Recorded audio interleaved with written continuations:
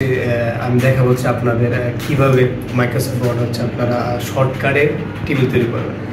আমরা এমনিতে দেখা গেছে যে আপনাদের মাউস দিয়ে ইনসার্ট মেনুতে গিয়ে টেবিল তৈরি করেন, কিন্তু খুব অল্প সময়, একদম অল্প সময়ে কীভাবে আপনারা শর্টকাট প্রেস করে টেবিল তৈরি করবেন এটা হচ্ছে আমি আপনাদের এখন দেখাবো।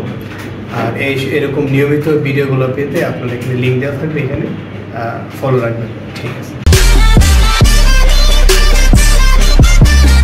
আমি যে শর্টকাটে যখন টেবিল তৈরি করব তখন এখান থেকে শর্টকাট প্রেস করব হচ্ছে,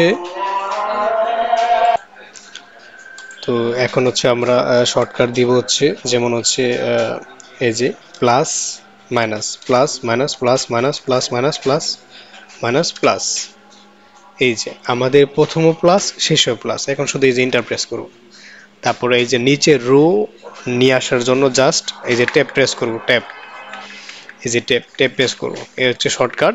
আমরা হচ্ছে শর্টকাটে কীভাবে টেবিল তৈরি করব এটা জাস্ট আপনি মাউস দিয়ে জেনে রাখলেন, ইনসার্ট মেনুতে দিয়ে টেবিল তৈরি করে, পাশাপাশি হচ্ছে আপনি শর্টকাটও জেনে রাখলেন যে আসলে শর্টকাটে এইভাবে হচ্ছে আপনি টেবিল তৈরি করতে পারেন, এই আর কি।